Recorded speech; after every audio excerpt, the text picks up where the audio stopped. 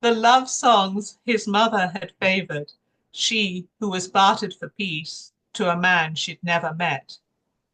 He fell, pushed himself upright, saw a black cloud speed against the wind.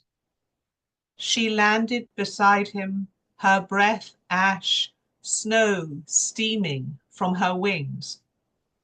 He knelt, but did not beg, and asked after his brothers. One slept, one fought, one pissed himself. They didn't taste like kings. She laughed. And you? What will you pay for a crown, little princeling? Nothing. I don't want it. She flamed, and he saw himself reflected in her scales, a kneeling, shivering boy. Then why, she asked, are you here? Because they sent me. He stopped. No, he was so tired he couldn't think. Because the kingdom needs a king. He struggled to his feet. And what will you pay for the crown, little princeling? Gold, men, a song, my freedom, he shouted at her. Well, she said, that's a start. Years later, on a spring morning, his queen asked, greatly daring, about the woman whose name he cried in his sleep. Not a woman, he said, his heart on the mountain where he entered his kingship. So, thank you, Akua. The next two poems both take place early in King Zhao's story in the first year of his reign. Both of them first appeared in the late lamented Canadian magazine Idiomancer, and in both of them there's a type of horse magic. The Horse Lord. 3 months into his kingship, the young king rode to claim fealty from the horse lords. They bowed to King Zhao, their braided hair swinging like so many horsetails, their gold armbands glinting.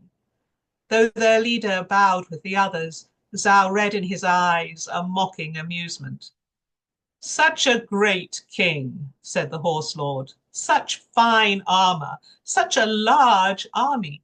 They must think you too young to look after yourself. He raised a hand. Fetch a cup of mare's milk to help the king grow into a man. The counsellor beside Zhao made the finger motion for death. He had advised Zhao again and again to assert authority early. Zhao had but to order his archers to shoot the horse lord, a word, a gesture, quickly over. But Zhao said instead, save the milk for your many and excellent children. Let the two of us walk to the hills. Sire, said the counsellor. It is their custom, is it not? Said the king. You taught us that. It is our custom, said the horse lord. Yet your father never honoured it. Sire, said his counsellor, you are the ruler of these men, not one of them. Their ways are not our ways. The king said to the horse lord, before we take your horses for our wars, we will honour your custom. The horse lord bowed, and this time the king saw no sign of mockery. They set aside their weapons, their armour, left the king's entourage gabbling behind them. They walked to the hills, drinking from each other's water bottles. The king knew they might meet bears or dragons, that even wolves could kill them both. He didn't care. He was fed up with prudence, politics, protocol, people prostrating themselves. A clear, cold night, trees silhouetted by the half moon. No wolves howled, no bears prowled, no dragons threatened. But sometime after midnight, the wild horses came. First, a pounding of hooves, then the smell, heat, breath of them, 40, 50, too many to count. The horse lord knelt, while Zhao went from horse to horse, speaking to them, laying his hands on them. At his touch, the horses lowered their heads. All night, more horses came. At dawn, the two men saw below them the hillside covered in horses. 1,800 horses followed them back to the other horse lords, who prostrated themselves, and the king's soldiers, who cheered, and his councillors, who looked peeved. In front of all these people, the horse lord bowed so low that his braid brushed the dirt. "Your horses are in our heart," said the king. "We will ride them to war, but we will not squander their lives." And Zhao gave one of the horses, a black stallion, to the horse lord, who rode it and none other for the rest of his life. And the next of these poems takes place the morning after King Zhao's third battle, the battle that won him his first war. The Matter of the Horses. General Kaachx stood in King Zhao's tent with the king's other generals and the king's advisors and the king's guards and the king's serving boy and the king himself, the tent crowded with men, rank with sweat. The young king sat on a stool, his left arm in a sling, a grimness about him that matched Kaachx's own mood, though the war was over, the victory theirs, the king's advisors jubilant. Kaachx hadn't slept last night, had tried to sleep, failed. Yesterday's battle still with him, the horses, mud, rain, blood. In the tent, the talk moved to the matter of the horses, to how it could be exploited for conquest. "No," said the king, one word enough to quiet the tent. "We do not crave conquest." "Even so," said an advisor, "we should test the limits of your control over the horses, the better to employ it for defense." The advisor turned to Kaachx. "General, how would you proceed?" Kaachx looked at the advisor, a man who had never fought a single battle, who had sheltered in a tent yesterday, warm and dry, while rain cascaded from Kaachx's saddle, his armor, turning earth and horse shit to stinking mud. Kaachx riding on the king's right, the king injured, unable to hold a shield, but still riding. Kaachx's horse maneuvering beneath him before he even gave the commands.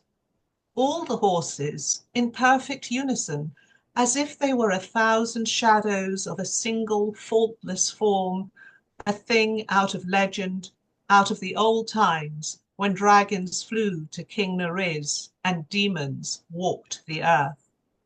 The stench, the pounding of hooves of Kaachx's pulse as he rode beside the king, as the enemy charged full at them and stopped.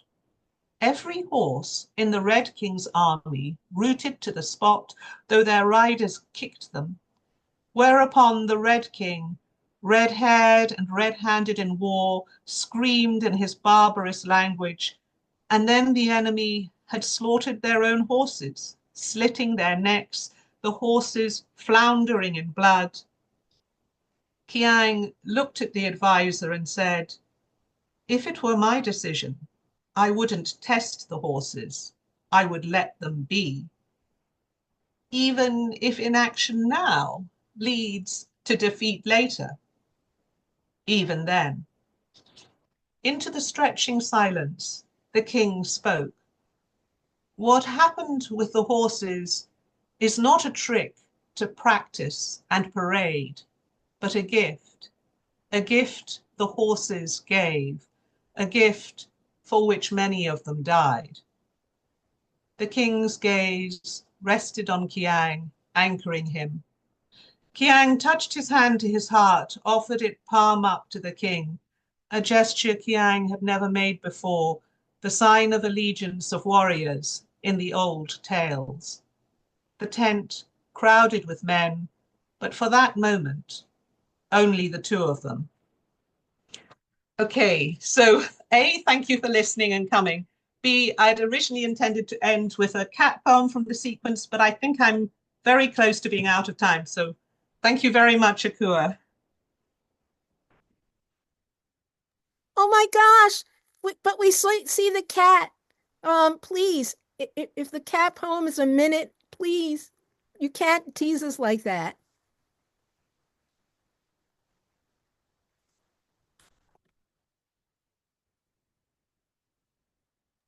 Okay, it is satisfactory. The accommodation's adequate.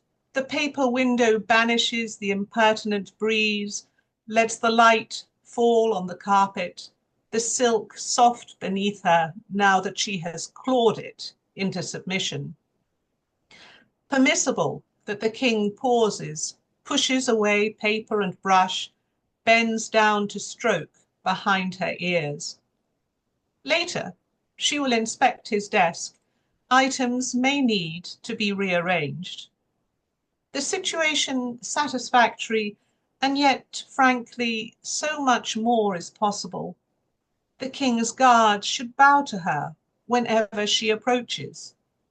Each day at noon a bell should ring, announcing a trifold offering of pigeon, mouse, bowl with goldfish. Jade would be acceptable for her statue. That's, now I'm definitely done. Thank you so much. That was so lovely. I love going. In fact, I love hearing the cat at the end after doing the sweep of history. And I recalled in your telling, in the treasuring of horses, how I learned bits of British history where the horses were slain. It was even a plot point in the recent, I'm forgetting the name of it, the series about the vet that lived, the famous vet series, and one of and a relationship about not treasuring the horses. And so, thank you, especially. I love dragons, and horses are also dear to me and many around me. And I live in an area where people keep and train horses. So glorious. Thank you, Mary. Next is Brandon O'Brien, a writer, performance poet, teaching artist, and game designer from Trinidad and Tobago.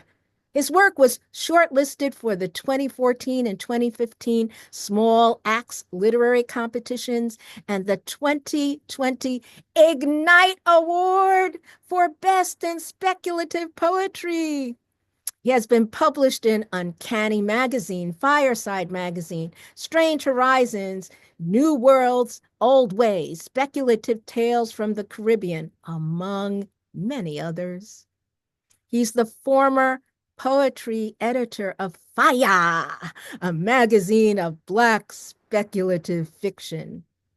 His debut collection, Can You Sign My Tentacle, won the 2022 Elgin Award. Welcome, Brandon O'Brien.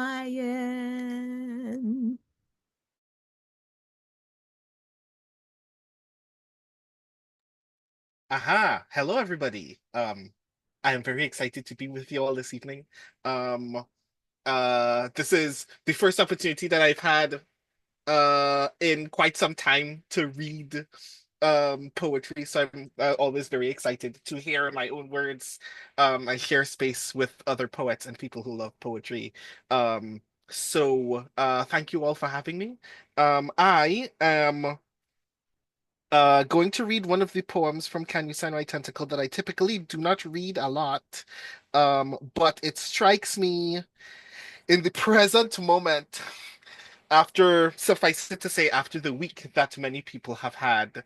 I think it bears repeating that there are some global situations that are obviously very fraught and difficult, and it is very understandable to be in this moment mourning the kind of world that you could possibly have. But after that mourning, the work continues anew, and I hope that this poem will inspire some of that work because I wrote it the last time this exact feeling happened.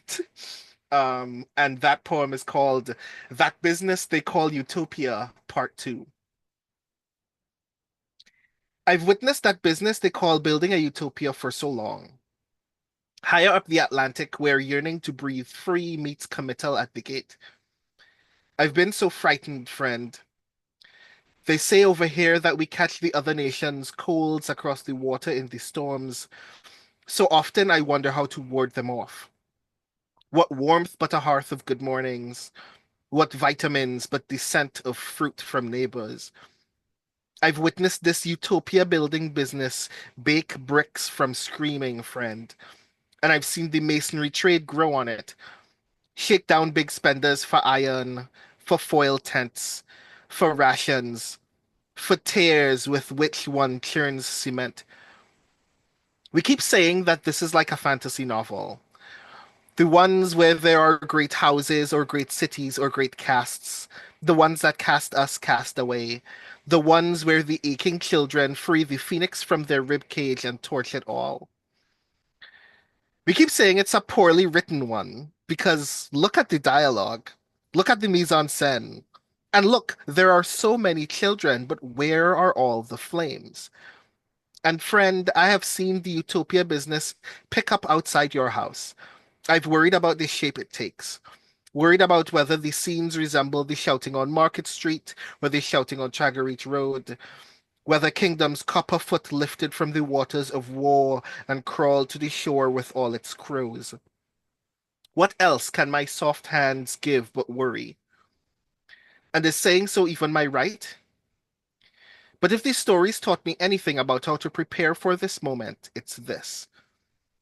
Everyone has a little fire to spare, a neighbor for whom to share it, someone for whom hope is the phoenix still waiting, pecking at our skin while we call it fear. And you can have my fire, but first, have this other thing. I love you, friend. And I love you more with each flambeau word your tongue waves for your street, with each phoenix word as you throw the weighted consonants against the glass walls of this. Take both. The stories say when we can spare just those, one beside one, two beside two, there is no wickedness our clasped hands can't split. Even when beside is an island in the other direction where you cannot hear my heartbird crying out to yours, be safe, but burn those bastards' pillars down. And it sings. It sings the song the poems say it would sing. For you, friend. You.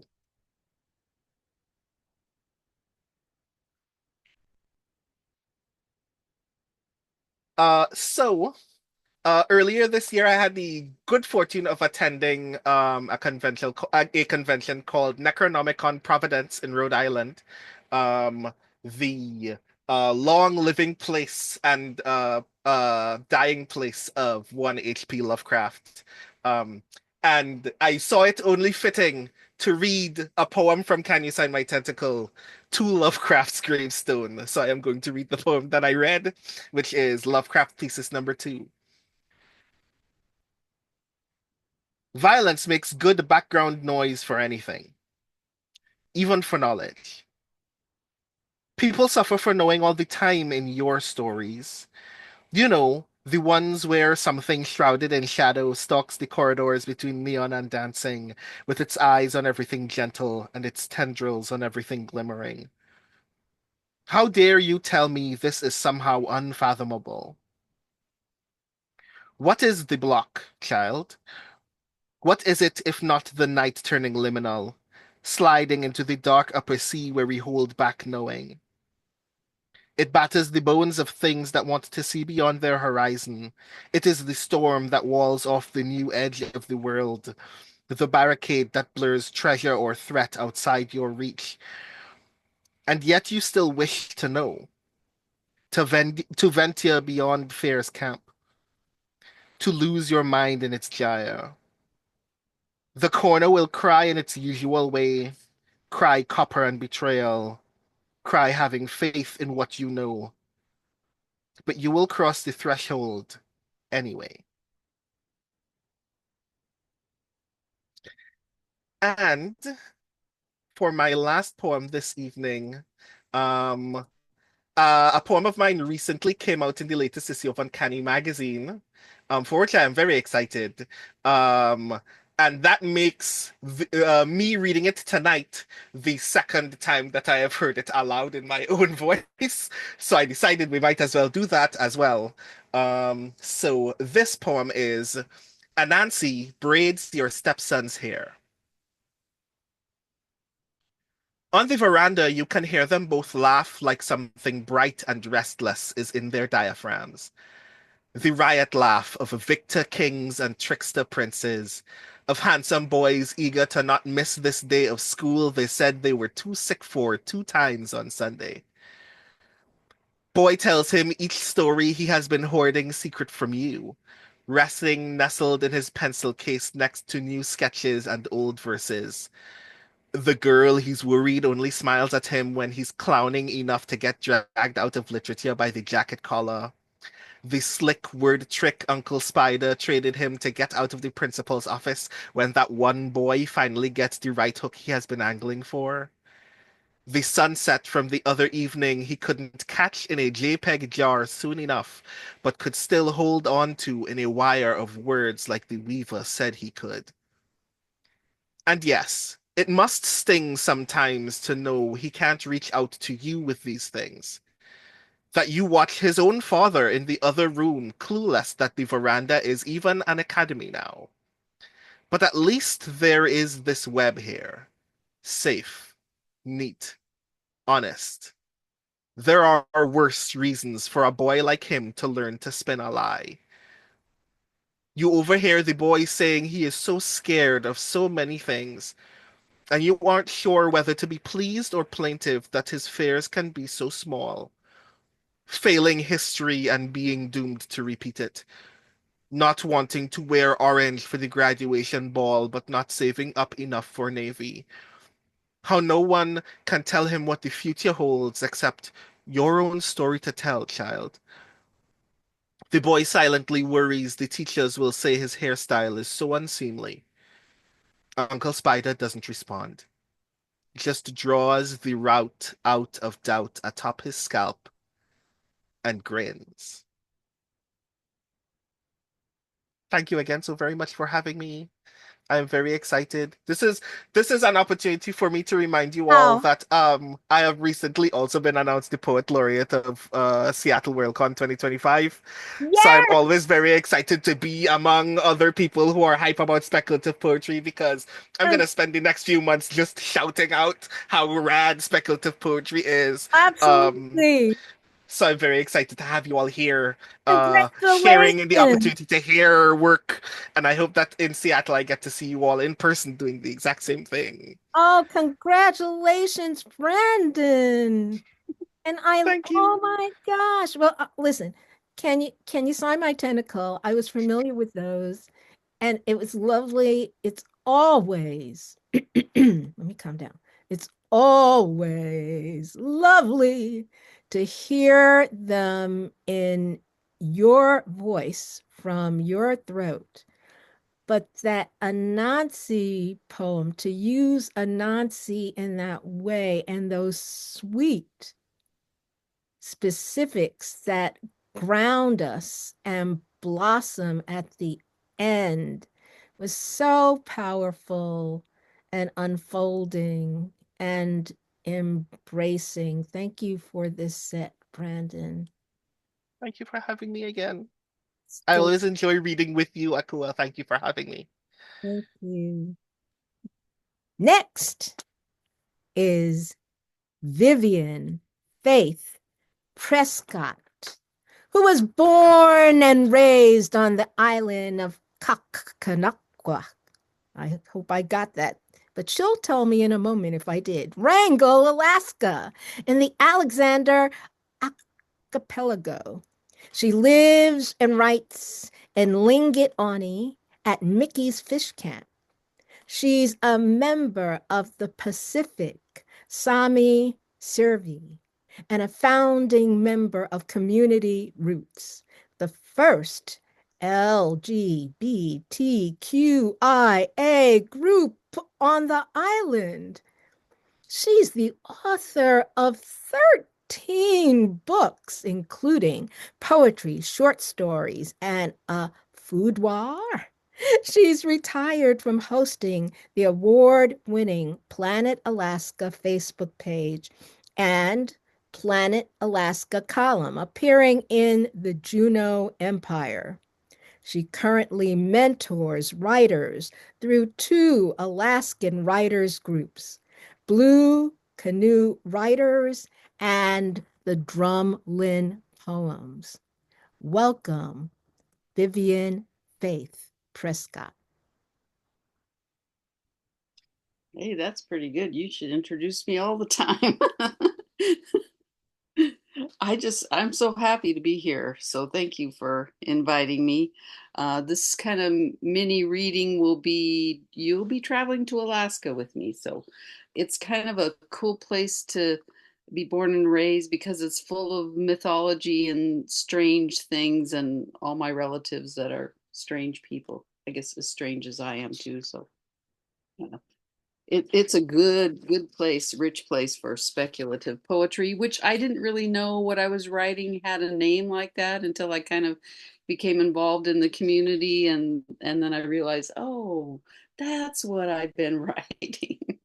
But I'll read you this first one because there's a lot of magic or things like that kind of blended into my poems. But this one is called Oracle. And I think this speaks to us as poets. Oracle, you are a soothsayer in the new religion, a believer in the magic sphere of your notebook. You are versed in the arts, one who craves splashing blue ink and verses, a diviner awakening the serene into sharpened brain waves. You push the ordinary into a new creation, calling them, come hither and float them across the page. Rocks ringed in quartz, a branch of cedar roots resembling an old woman. You chant and divine the fullness of this coastal life with instruments of scribble, blended with both cursive and print, walking words beside enchanted song. Oh, sing that enchanted song now. Perform your own wonders and read that poem out loud. Poet, transform yourself into a humpback whale or the Devil's Club thicket draping the ravine. So, yeah, I figured I kind of shapeshift in all my poems and I thought what's going on with that? So, actually recently I started kind of collecting poems where I do that into kind of maybe I'll get a chapbook, but I will read you one of those, but this I kind of like to imagine potions out of the things in the natural world and what they can and can't do for me or us community. And this one, I think, was actually a prompt for one of my writers' groups. And we had a list. We do what's called, and this might help some of you writers, a word stitch, where you look in different poetry books or the dictionary or newspapers and you find words, random words, and you make a list. And then the challenge is to stitch it together in a poem. So this one came up with, I had a list: cobwebs, dusk, hollow, begin, shadows, cryptic, cherish, beneath, box, and fools. Now, it's really fun in a group because everyone will make something different. And so this one, I think I was in a mood, and maybe this mood is current right now, but I think I wrote this a couple years ago, but it's pertinent for today's mood. Like when I think I've been having a mood where I'm really angry, and then another day it might be despair and things like that. And this one I think was more like a feeling of um, I just didn't want the day. So anyway, potion for having an effed up day. And, I had the real swear word in there, but for this, I'll say effed. Potion for having an effed up day. Gather up the cobwebs in your head, string them about everywhere. Call it a holiday. Celebrate fools and lovers and any other excuse. Begin before dawn when the blue light frames the dark with shadows. Use an old box or a crate or a cast iron pot to mix your potion. Hollow out your soul. Dig up your memories. You know they'll haunt you anyway. Invite them to the fire pit. Don't be cryptic. Just tell them you're effed and you want to get this torture over with. Now toss it all in as if you're making a spice. Don't be nice. There's nothing to cherish here. Not even your old journals. Nothing is beneath you now. Don't measure, but stir real good. After it boils, don't forget to chug. Don't sip. Make it all go down boiling before the daylight begins. Guaranteed to spoil it all. You'll be slogging through the day until dusk. I suppose that's my pessimist self. And this one, I have a lot of prose poems, and this one was kind of how to deal with a topic. We have a lot of cruise ships in the summertime, and this poem is based on a title of an article. And I do put the title of the news article in the poem, but this is how I imagine, because some things are so horrible. I think speculative poetry is good to put things in a different light than you might have experienced, because this one was Alaskan whale, grandmother of 3, so they knew the whale was a certain age, because they do keep track of the whales, killed by a ship strike. So that was the title. And this is how I had to reimagine this whale's life. It's called Surfacing. Breath awaits with a lungful of sunlight atop a green sea. You, two-legged, observed me and named me number 539. But I am old one of the ocean, birthed 5 calves, tail first and buoyant, with midwives nudging them to first breath where rain washed their skin. Later, we rubbed sharp barnacles from tiny bodies and led our young to swirls of herring and pink krill, taught them to tail slap and leap from the surface.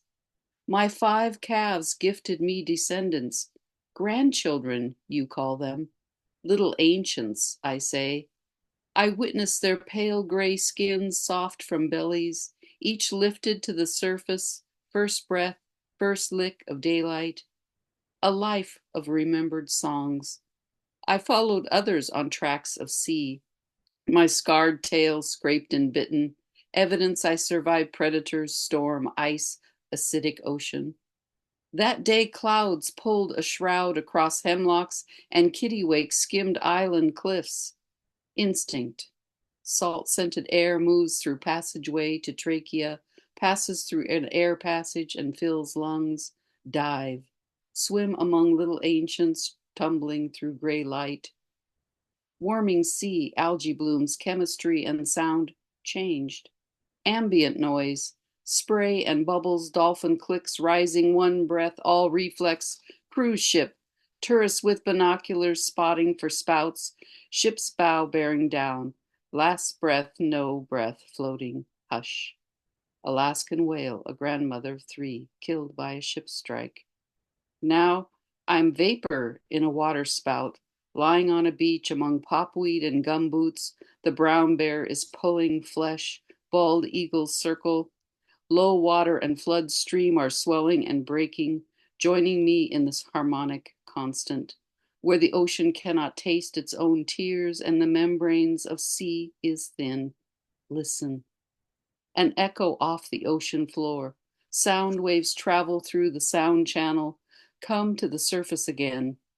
In an ice-filled bay, Little ancients are lobtailing and spy hopping. A blue berg rolls on the silty sea, and I am buoyant. Someone holds me up. I resurface and inhale my first breath. So I just reincarnated the whale because I didn't know what else to do with that kind of grief for an animal. I know it's a sad one. Some of the creatures I imagine myself are really weird too, because I don't know if you've seen these before, but this is a limpet shell.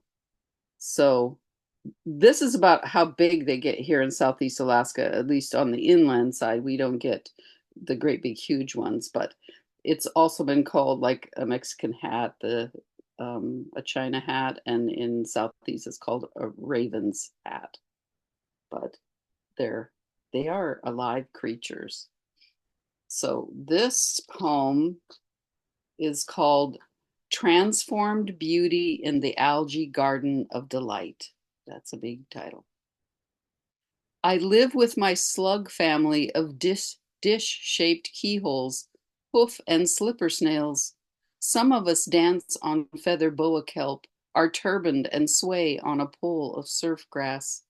In this intertidal world, I mucus trail place to place, attached to a rock, cling firm and steady, wave swept through the drift of days.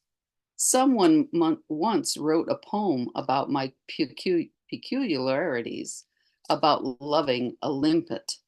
I was born male, then transformed to female. Don't be shocked by nature's dazzling show. If necessary, I'll morph pretty back to a male again. I am a gorgeous nerve ring with eye spots, a tongue, and a ribbon of teeth, rasping over rock to scrape algae. Only the warring Leviathan, though, could have imagined my beauty as a naval mine, a weapon attached to a ship's hull before it blasts death. This is not me. I cannot bear the primitive thought. I am devoted to the splendor of this animal body of mine, a lover with a three-chambered heart, bursting gametes into the brine to free swim, then attached to the barnacled home or to your seawall. You can see my home scar. You've traced it before. Your finger to stone, evidence I've wandered over this surface, feeding with teeth stronger than steel, returning again and again. Like you, I've worn a holy place, right here in your favorite spot. I've seen you sit and read a book, write a poem, and stare at the ocean in your seance with a warming sea. Look away from your communion, poet.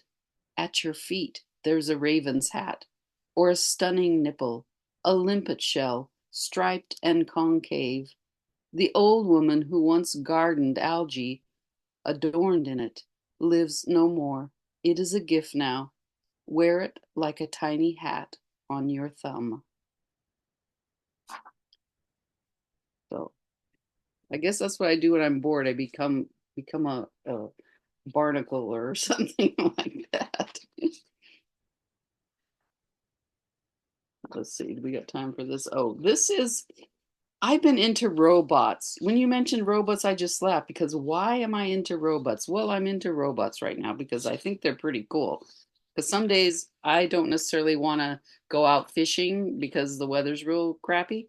And I think, why don't I just have a robot go do that for me and then could go out there? So I'm starting to imagine all kinds of things that I could have robots do. But this was one of my writers group's assignments, was to look for an unusual news article title and then write a poem for that. And the one I found was just, I think, kind of perfect. And I ended up writing a poem. But the title for the news article is A Robot Traveled to the Deep Sea. See what it found. And I thought, whoa, my imagination just started taking off because I thought, I don't know what this robot found. But so really before I read the article, I wrote the poem. But A robot traveled to the deep sea, see what it found. She found us there, submerged on our porches and park benches, sitting with our faces turned down and tuned into a strange current, swiping and tapping our phone screens.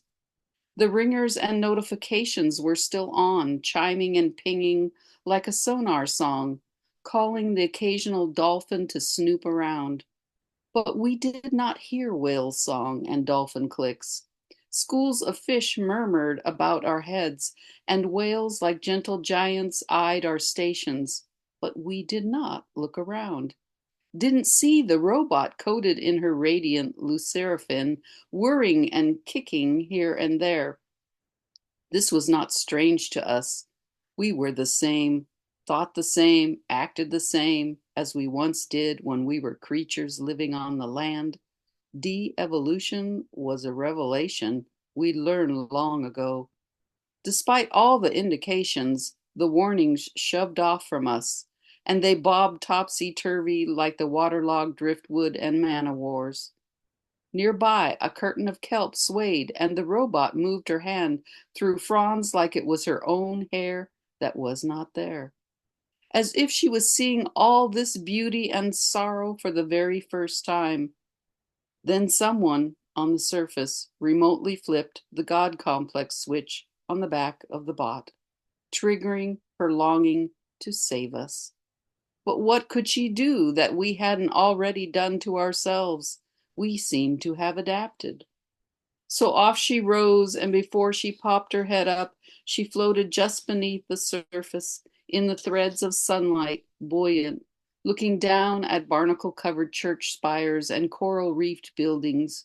She stretched her arms out, suspended for a moment that seemed to her like all of time floating through her vision, eyeing our rectangle glows, blinking like we're the deep night sky dotted with stars. So that's my robot poem. And let's see.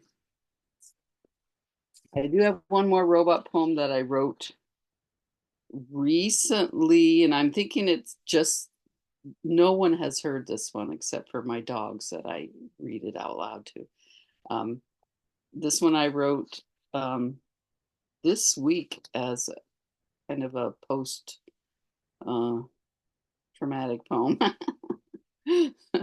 You'll probably see why. But it's another reason, like, what can we use robots for? Somehow I was thinking this, but it's called Skirts. Take the path that meanders around the lake. Be watchful of the woods. Avoid lurking and looks. Slip into darkness. Choose a candle from the stump to light the way.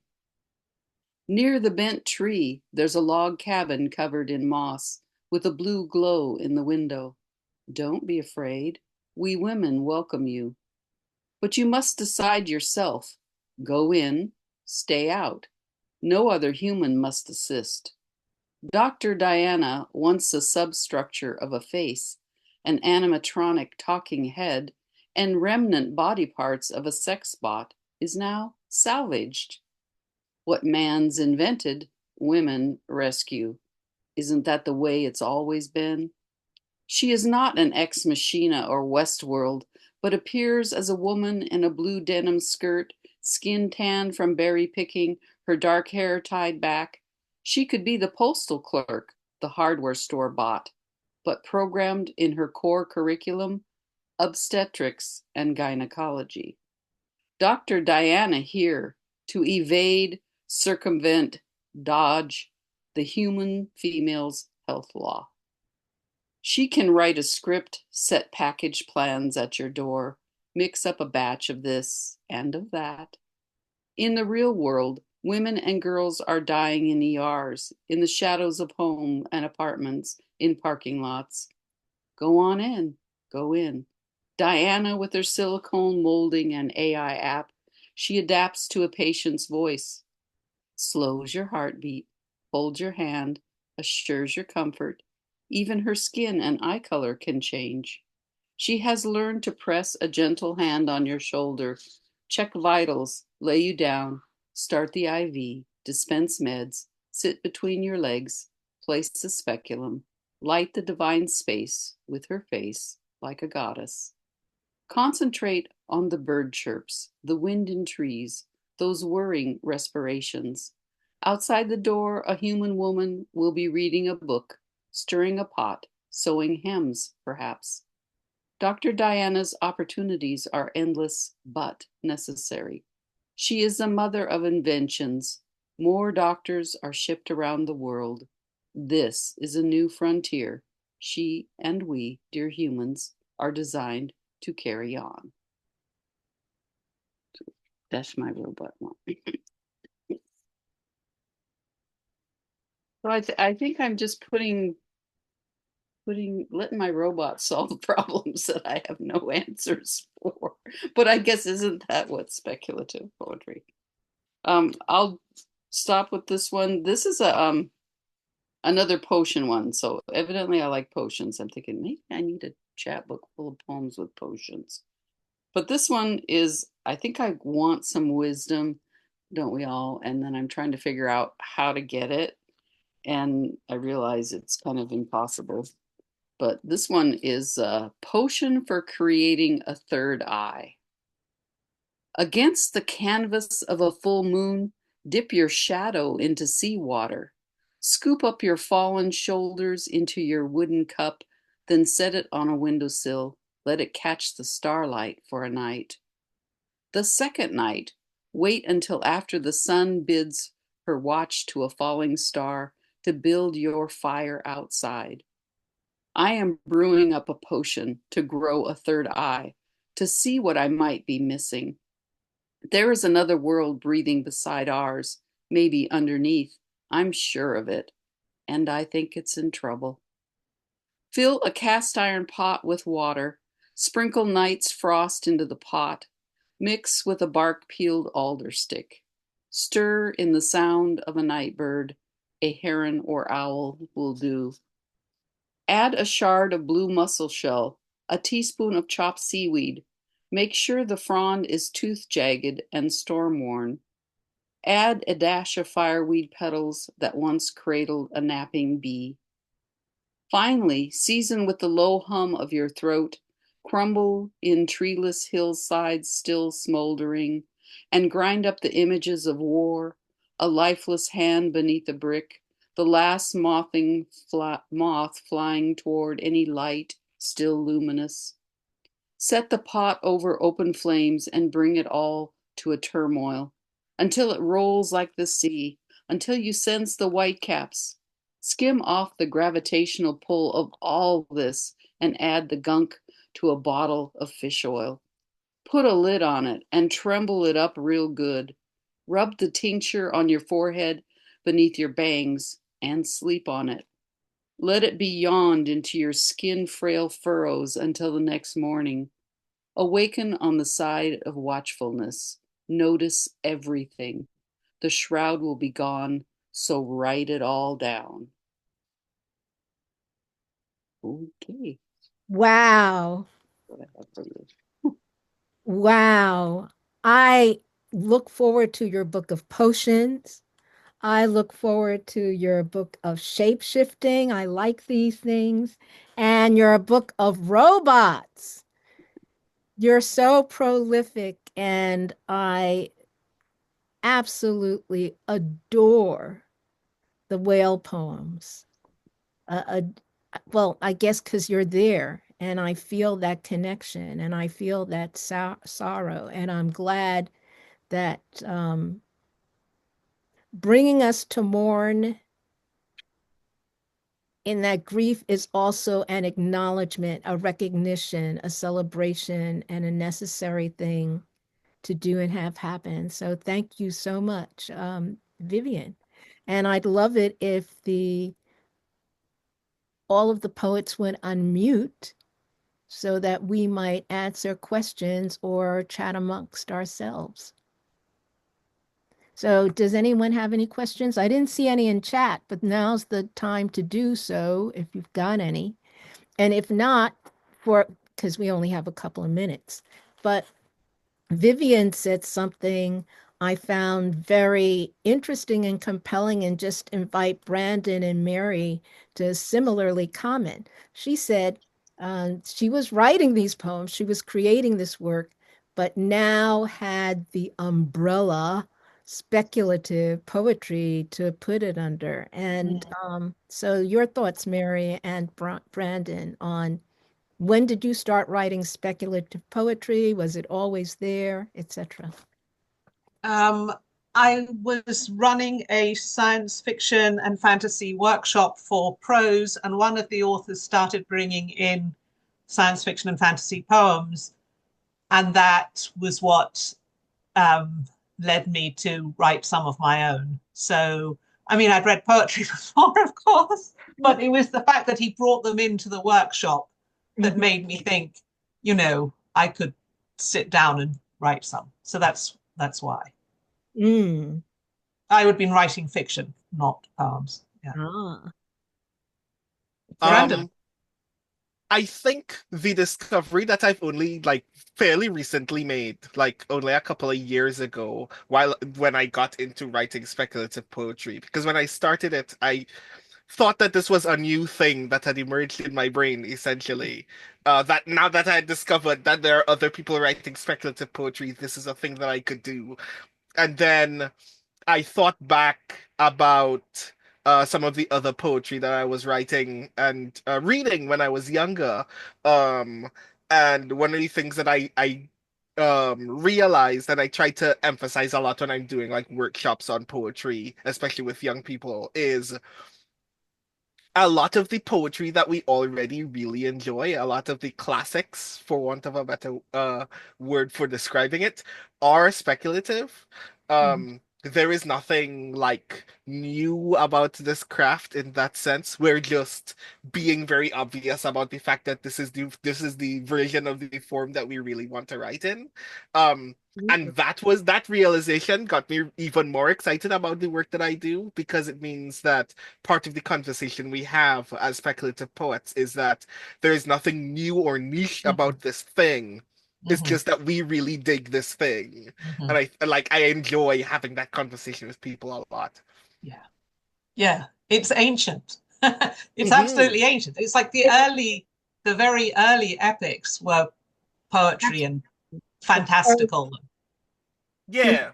I love to tell people that humanity's first literature was Mm-hmm, speculative poetry. mm-hmm, Hmm. And everybody knows speculative poetry who knows nursery rhymes. mm-hmm, mm-hmm, Everybody knows speculative poetry if they heard Puff the Magic Dragon. mm-hmm, And then I even thought about how there was a song that we used to sing that became popular. It was by Harry Belafonte, and it was back to back, belly to belly. They don't give a damn because they done dead already. So here's all of them mm, Hmm. dancing to, we called it the Jumbie Jamboree. It became the Zombie Jamboree, and this is before zombies became mm-hmm, the zeitgeist that they now are. This is back in the 60s. So every time you look back, you can see speculative poetry. But I just wondered where, folks discovered it and claimed it to write under and create under this umbrella. Because at least for me, I'll say this and then have to shut up because it's time to go.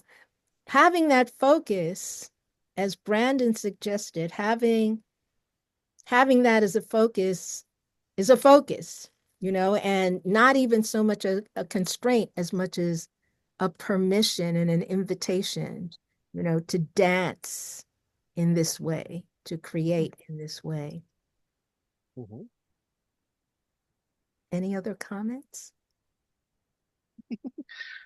I love that you mentioned Harry Belafonte because one of the things that like also broke this thing for me is how a lot of calypso music and a lot of classic reggae music are also very obviously playing with folklore in a way that is obviously speculative poetry. Like, because the example that came to my mind is the Mighty Sparrow's Obia Wedding, because it was literally the inspiration for one of the poems in Can You Sign My Tentacle. That song is playing in my brain almost all the time. Wow. The story of a man going, I know that you like me. I know that this woman likes me, but you don't need to hex me for me to like you. You just need to be a more pleasant person. It's like I'm like so much of like the joke that I make to a lot of adults who are still asking the question about speculative poetry is I ask them if they've ever read The Second Coming by Yeats. Mhm. And then I ask them what they think that beast slouching towards Bethlehem is. At the moment that they've started forming an actual description, I'm like, you know, you just said that that thing is real, and that makes this speculative poetry. Yes. Yeah. Yes. Thank you, Brandon, so much for coming. Thank you, Mary Soon Lee, so much for coming. Thank you, Vivian Faith Prescott. Thank you, our wonderful audience. I'm delighted you're all here with us. I hope you'll join us again on Sunday, November 24th, when there will be 3 other poets. Just saying, this is National Speculative Poetry Month. So in that light, we gather and share and listen. And to all of you, peace, strength, hope, and continuance. Good night. Night. Night, night.